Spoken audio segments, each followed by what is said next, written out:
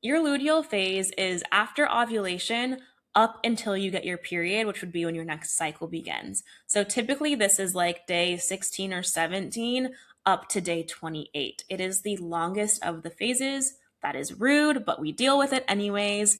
What happens in your luteal phase is your progesterone rises and then it drops if you're not pregnant.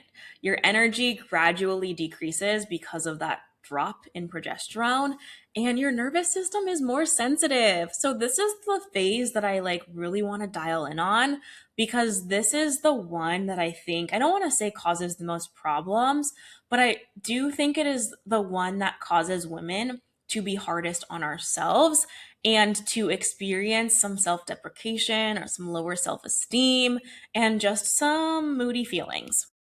So, during your luteal phase, it is very likely that you are going to experience mood swings.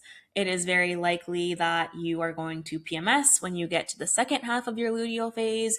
You might experience bloating, some headaches, and again, I'm just going to repeat it mood swings, irritability, tears. All of those are very normal during your luteal phase because your nervous system is more sensitive. And because this phase is nearly 2 weeks long for most women, it can feel like you're just in this all the time. I'm personally in my luteal phase right now, but I am in my early luteal phase, which I like to differentiate from your late luteal phase because personally I feel, and a lot of teachers agree with this, that first week of your luteal phase, you still kind of have your energy and you're still feeling pretty good. And then that second week of your luteal phase, when you go into sort of PMS mode, that's when shit kind of hits the fan. So, as far as workouts in your luteal phase, I'm going to differentiate between early and late luteal. So, when you're in your early luteal, you can keep it going with the strength training, like a little bit higher intensity if it feels good, walking, bar, yoga, Pilates, all of that.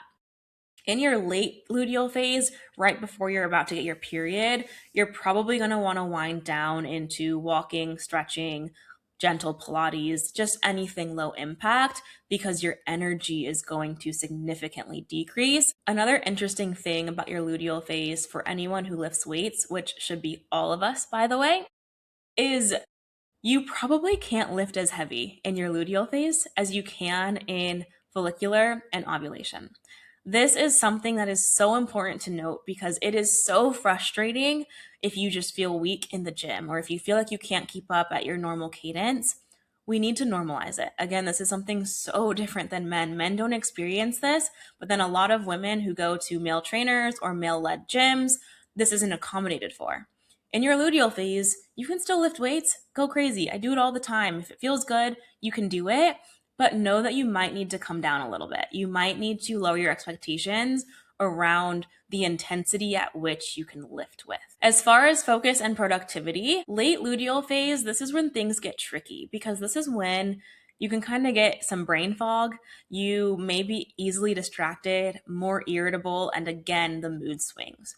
So I personally try to avoid doing any tedious or super complex tasks in my late luteal phase because my tolerance for frustration is so low. And again, we can't always control our workload from like a 9 to 5 or a corporate setting. But when I was in my business full time, I had this like down to a science where I reserved my late luteal phase for just like repeat tasks and things that were chill, not time sensitive, and really not high pressure. So if you're able to do that, that is amazing. And then as far as your diet, luteal phase, I will say, in addition to your menstrual phase, this is where you really want to dial in on what you're eating. Complex carbs are key here. So think sweet potatoes, rice, oats, heavy on the sweet potatoes. You want to focus on magnesium rich foods as well, and then also balanced meals to stabilize your blood sugar. So, when I say balanced meals, I'm talking about protein with fats, with carbs, lots of color, lots of leafy greens, making sure that you have literally balance on your plate of different types of foods that are going to meet different needs. And then in your luteal phase is a really great time to reduce caffeine and also reduce or completely cut out alcohol. What happens is in your luteal phase after you ovulate, your body temperature slightly increases, about half a degree to a degree, just depending on the person. So, because your heart rate and your body temperature already increase, and then what does alcohol do? Alcohol also increases your body temperature and your heart rate. So, you're just fighting fire with fire at that point, and it can leave you feeling really depleted. And it can also lead to a more difficult start of your next cycle when you get your period.